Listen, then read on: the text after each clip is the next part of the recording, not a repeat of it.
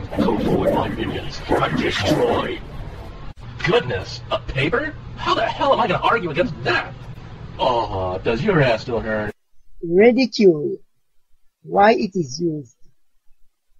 It is used when someone believes that they have the absolute truth on a matter and they believe their opponent is wrong. Use of petty and insignificant ridicule shows the deep confidence that you have in thinking you have debunked my video.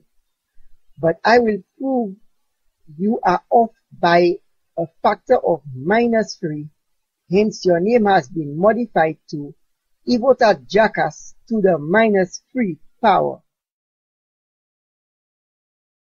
You just have to find out what peer review means first. Oh, and then get this, afterwards, you gotta find out how science actually works. Well, I did find out Evotardjackass. Peer review definition is a process of self-regulation by a profession or a process of evaluation involving qualified individuals within a relevant field. Science definition is the knowledge of the evidence of the real way things work and are. True scientists work to find evidence of the way things are and the way they work, and the methodologies that exist behind the evidence. I'm actually qualified enough to tell you that you don't actually know what you're talking about when it comes to the evidence for evolution. The last two video responses that Evotardjackass made to my videos is evidence that I can use to evaluate Evotardjackass and determine in what he is qualified and in what he is not qualified. So let's begin. In your first and second video response, the evidence clearly states that you are qualified in ridiculing an individual. Also, in your first and second video, you are clearly qualified in pumping up high biological altitude. You know, the last time I checked, there was still additional and transitional. Would it possibly kill you to say the other 3 syllables along with it? In presenting so-called evidence for evolution, no, you are not qualified in that area. My evaluation shows that you are able to use general terms that scientists say proves evolution and call them evidence.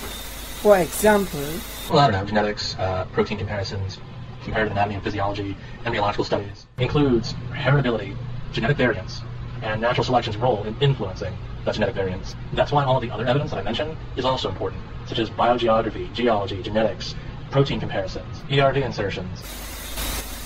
But you cannot break these terms down into detailed evidence using individual examples to prove your case.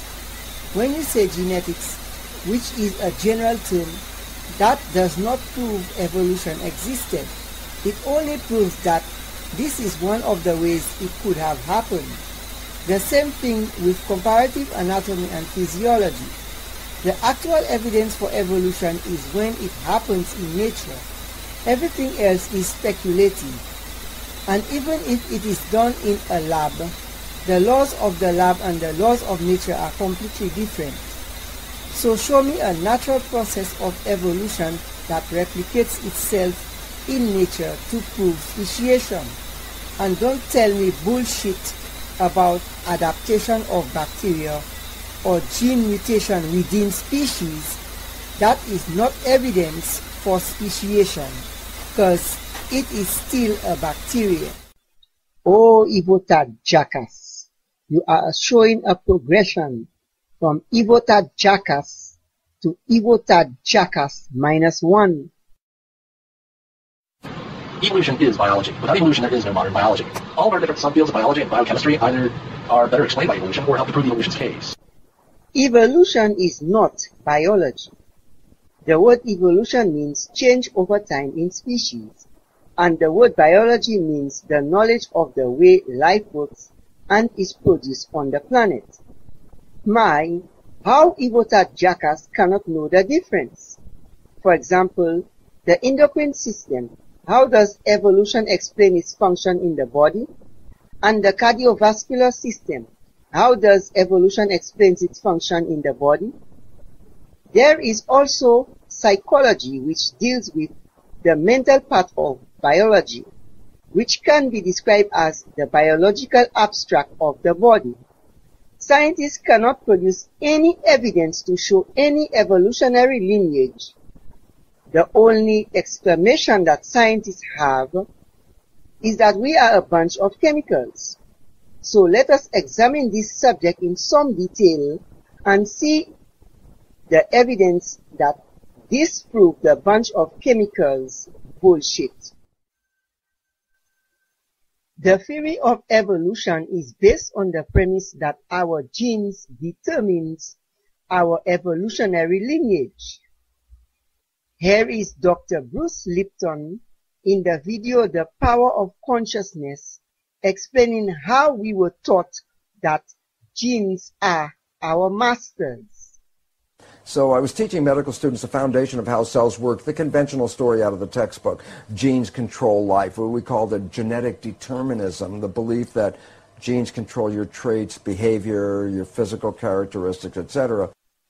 With normal thinking, one can deduce that if genes are our masters, then the common ancestor issue is closer to being a reality, as genetic mutation can lead to common ancestor through natural selection, since there would be no conscious control of genetic mutation.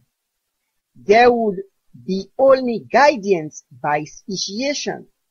However, this is not the case, as proved by Dr. Lipton in his experiments with stem cells, which clearly show how our consciousness is the master of our genetic mutation direction. I put one stem cell in a petri dish all by itself, and it would divide every 10 to 12 hours. So it'd be 2, 4, 8, 16 cells, 32 cells. After about 2 weeks, I have thousands of cells in the petri dish, but what was unique? They were all genetically identical. But then I did the experiment. The experiment was to take some cells out of the dish and put them into a separate dish with a different environment. Okay. And so the environment is a culture medium, but the culture medium to cells is like the world that we live in. It's got the air, the water, the food, all the things in it.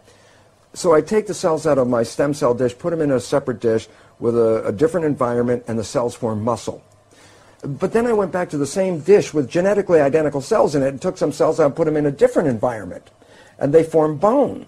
And then I went back to the same dish with genetically identical cells and put them in a third petri dish with a different environment, and they formed fat cells. And there I was confronted with this reality. All the cells are genetically identical, but they had different fate: fat, muscle, bone. And I said, simple question, what controls the fate of cells? And the answer is the environment. It was the only thing that was different because they were all genetically identical. Dr. Lipton continues to establish a pattern of control from environmental control in the petri dish of the stem cells to we doing the control in our own bodies with our consciousness, as we will hear in the next clip. Guess what? The new science that is just coming into the forefront of our world today is something called epigenetic control.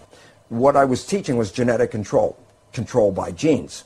The new science, which is now coming around, is called epigenetic control. And what that means, you understand the prefix epi means above. So you say epidermis, that means the layer above the dermis, skin. If I say epigenetic control, literally it says control above the genes. And this is the new science. And why is it profound? Because when you teach genetic control, you teach victimization. You didn't pick the genes as far as we know. The genes control your traits. You can't change the genes, so you become victimized by your heredity. And the new science, epigenetic control, reveals how your response to the environment, as you change your response to the environment, you change the fate of your cells, just like in the Petri dish. That makes you a master, because you are the one that has the opportunity to change your perception and response, so therefore you're the one that controls your genes. This is an explanation of how Evotardjackass was off on his understanding of my Ford, Mitsubishi and Mercedes analogy issue. In the Ford, Mitsubishi and Mercedes analogy, I use embryonic development comparisons to explain how scientists use comparative anatomy and physiology to produce evidence of inference to conclude that evolution took place between species. This is what Evotardjackass said in his first video response to my analogy. Just to help you out here, the Ford, Toyota, whatever argument is actually based on comparative anatomy. In his second video response to me, he clearly denies that the Ford, Mitsubishi and Mercedes analogy was used to show how scientists use comparative anatomy and physiology to produce evidence of inference to conclude that evolution took place between species. He has been proven to be a liar. Here's what he said. I use the Ford, Mitsubishi and Mercedes analogy to show how scientists use comparative anatomy and physiology as evidence for common ancestor in embryonic similarities. Actually, no, you didn't. Evotardjackass has progressed from -1 to -2. Here is Evotardjackass's description of a quote mine. If you have to quote a famous biologist, a famous evolutionary scientist at that, and you didn't get it from the primary source in its full context, it is invariably a quote mine. Let us examine what quote mining is. Quote mining is the deceitful tactic of taking quotes out of context in order to make them seemingly agree with the quote miner's viewpoint. Based on what this passage is saying, the premise of the meaning of a quote mine is the out-of-context use of such material. But before one can claim out-of-context use or, according to Evotardjackass, dishonest use of a quote, the claimer has to provide evidence of out-of-context use of such quote. Here Evotardjackass's excuse for not taking my quotes individually and providing out-of-context use evidence. I kind of stated why in the video. If you have to quote a famous biologist, a famous evolutionary scientist at that, and you didn't get it from the primary source in its full context, it is invariably a quote mine. Well, I thought it was out-of-context use that was making a quote mine, but it seems to me that is when you didn't get it from its primary source, that's what making it a quote mine. Claiming that when a quote does not come from a primary source, it is a quote mine, and brushing it off is an easy excuse that you use not to address the quotes. While you accuse me of intellectual laziness. But the short version of the story is, you made a video in response to me, and I called you on your intellectual laziness and your ass hurt whining. What is yours called? Well, I call it intellectual jackassness. In this biological flaw, Evotardjackass is asking me this question. But you know what, Sparky, if you were serious about the smoking analogy, would you care to explain how the mutagens in tobacco smoke add to the genetic information? Then he is answering it himself.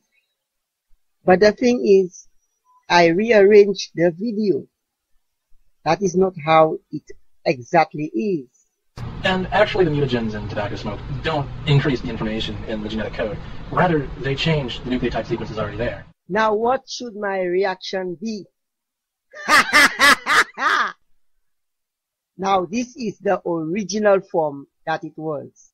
And actually the mutagens in tobacco smoke don't increase the information in the genetic code. Rather, they change the nucleotide sequences already there. But you know what, Sparky, if you were serious about the smoking analogy, would you care to explain how the mutagens in tobacco smoke add to the genetic information? Evotardjackass has completed his progression.